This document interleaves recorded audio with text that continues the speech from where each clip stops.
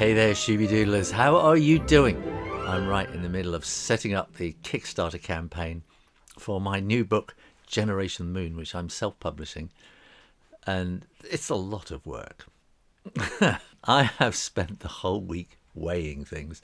The printers I'm going to use have sent me a copy of a book which is printed on the same paper, same weight, etc. So my book is going to be 144 pages, which has meant I've had to rip bits out, keep that bit out, count all the pages, and sort of put them back together again and weigh the book. And each time I weigh it, it seems to change. And so today I've been weighing it again and again and again to check that I got it right. And I've been sending emails to people who print badges and stickers and things like that and say, could you please weigh one of these things for me so I know exactly how much it weighs. And then I've been doing these calculations over and over again, double checking I got everything included to make sure that everything I'm going to be putting into these rewards will come under 250 grams, which is very important, including the envelope, because as soon as you go over 250 grams, the postage cost goes up quite dramatically, especially when you're sending things abroad. As soon as you go over 250 grams, you go into the next postal rate. And when you're sending abroad, that can be quite a lot. So I really need to keep it under 250 grams. And at the moment, if everything prints as I hope it will be, I have 15 grams of headroom. So when the things actually finally come together and I can weigh the final total, maybe there's a little bit of extra room to put something else in as well. Something else has cropped up. I think the printers and I are using different terms of things. So I was talking about having the edges sprayed, which I just assume these days is a digital thing with an inkjet going across there and can print a nice little picture across the edge of the book on the pages. My plan was to have the 3 books come together with one picture right the way across.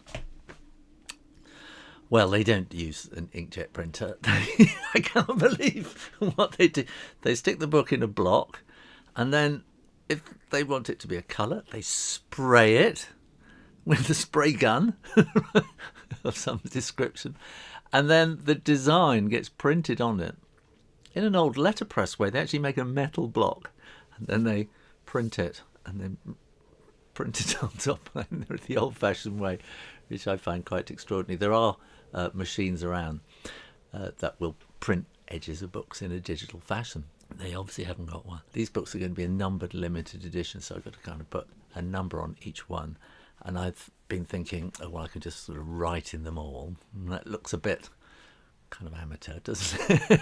And then I sort of thought, oh, well, I could get a sticker and have it sort of in half, so you got the edition number on the top and sort of say 500 underneath, and stick that in each book. I thought, no, that doesn't look right, and it adds weight, of course. And then I found this thing, the e-marker, which is like it's like a little mini handheld inkjet printer.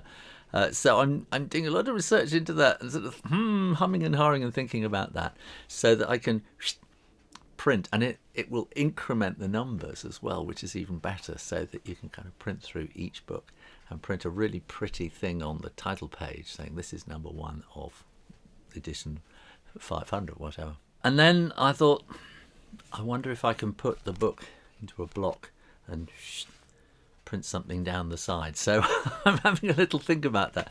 It would require a very different design.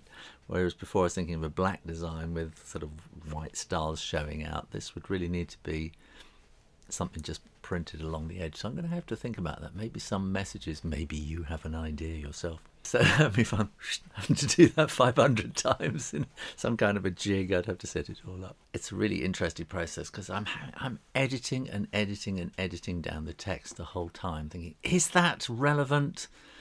Is that necessary? Is that confusing? I'm trying to make it as clear as possible what is going on. Which is not easy. So now I'm working on just little GIFs and JPEGs just to drop in to make the text look more pretty and also to give you an idea of what I'm talking about, little sort of pictures of the rewards, the book, and I'm going to have woven badges, mission badges, which I think is really exciting. And then I can submit the project for approval. And once that's done, I can start inviting people to come and have a look, and you'll be able to sign up to be notified when the project goes live.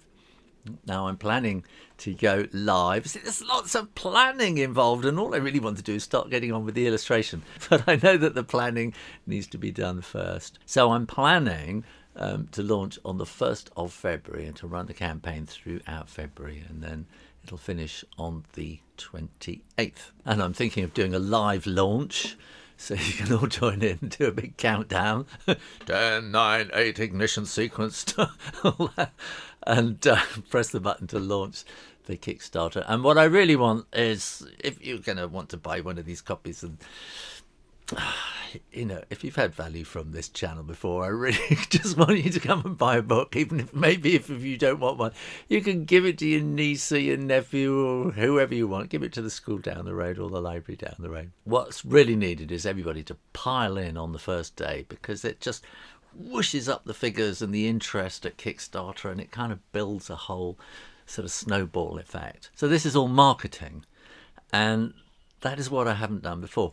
And it's a strange thing for an author, because authors tend to want to just live in their sheds like I do, and just shy away from the world and let other people deal with all that stuff.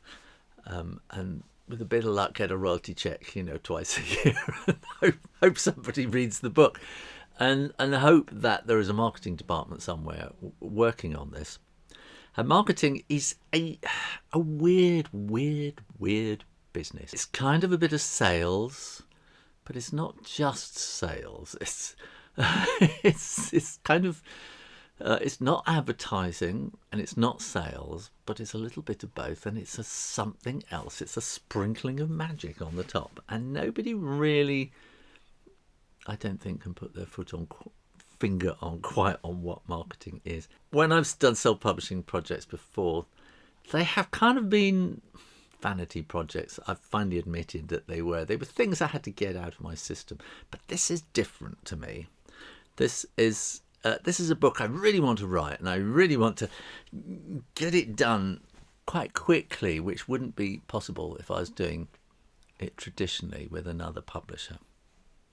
And I want to do it because I kind of want to learn these skills, and I had a feeling that maybe this time, if I really kind of work on the marketing, then I will start learning those skills, and maybe be able to teach you something about it along the way. What's quite required. It's a trilogy about space and going to the moon, so really I want to find space influencers. At the moment I'm going through Twitter and I'm kind of looking at who are the space influencers, and sort of starting to make lists. This book is a limited edition, but I'm limiting the number that are available on the Kickstarter, so that I'm left with a bunch of books at the end that I can start sending out to influencers. This is something I've never done before. So I can send them out to children's book people, and I can send them out to space and science people as well, who I hope will sort of want to get behind it and sort of build up a better momentum for when the next book comes along. That's the thing I'm really beginning to realise now. This is like a year or more long project for me. So it's a trilogy, so there's 3 books. So while I'm doing this, I'm thinking about the illustrations for the first book, but I'm also thinking about the second book. Every now and then I think, I should put this in. And I think, no, that'll fit really well in the next book. I don't need to kind of rewrite the one I'm working on at the moment. I'm happy as it is. And so I'm sort of, all these little things are sort of building up for the next book and the book beyond, and how they all kind of fit and relate to each other. I mean, I've got a sort of plan for the whole trilogy, but it's all those extras in the story as it goes along. Events change things as well. There are things happening in the world of space which are overtaking the story already almost. So I have to try and keep it up to date as much as possible, which would be why it would be really difficult with a traditional publisher who would say, okay, well, we'll bring this out in sort of 2024. It'll be too late. That's why I need to do it now. All this is going on in my head at the moment, and I hope to get the Kickstarter kind of all set up by the end of the week. And then I can settle down for January and really get to work on the illustrations on the inside. So that's probably the next video I'll be showing you all about, sort of working out, sort of sketching the illustrations. So I've done the galleys. I know where the spaces are, where the illustrations are going to go. And now it's a question of sort of starting to do the sketches, which will then lead on to the illustrations. In the meantime, of course, I've got to be doing all the marketing stuff and thinking about that, and maybe starting and reaching out to people along the way. Oh, and another thing, I have a load of aero ply coming, which is this beautiful stuff. It's like plywood, but it's only 3mm thick, so it's very flexible. I'm going to be building my own space launch system. I'm going to be building a model of the Artemis space launch system with the Orion capsule on the top, which will all break apart. So it's going to be about 8 foot high. I'm going to be taking this to schools, libraries, festivals and things as well, and get children up and sort of say, right, this is how it goes, right, we'll go whoosh and say, right, boosters away, so 2 kids can take the boosters off to the sides and hold them there, and we can slowly sort of break up the rocket into all its little bits, explaining what's going on. And you know those kind of circles that people hold on film sets to the lighting things? I'm going to get one of those, a big round thing like that, and sort of paint the moon on there, so we can have a child on the other side of the stage being the moon, and we can go and do an orbit and maybe land on them as well. So to explain how the whole moon mission works, and then we'll sort of come back and splash. I'm not sure how we'll do the parachutes. That's a whole other thing. So it can be sort of a fun kind of thing like that. And I'm planning on doing a quiz with the kids as well, with these really difficult questions. You know, how long could you live inside a kitchen cabinet? Because that's all the space you've got. The child with the most ticks or marks or whatever on the questionnaire will be a potential astronaut, and we'll get a mission badge. So this is one of the things I'm making, these mission badges, which I'm really looking forward to. So I've got to start building that. I'm getting in touch with book festivals and science festivals. So, you know, this is what I'm planning. Would you like to book me? So yeah, my whole focus is really on this trilogy now, like I haven't done before. I think I've always just sort of focused on, get the book down, illustrations off to the printers, and that's it. And then when it comes out, I would go around schools doing a bit of promotion. This is gonna be the thing. I'm not going to finish until the whole world has heard all about this and wants to have a copy for themselves or for a child they know. So that's where I am at the moment. It's coming up to the Christmas holidays here in the UK. So if you celebrate Christmas, a very, very Merry Christmas to you. To everyone else, Happy Holidays. Thanks for watching, and make sure you are subscribed to the Shoo, Rayner Drawing channel, and keep coming back for lots more drawing videos every week.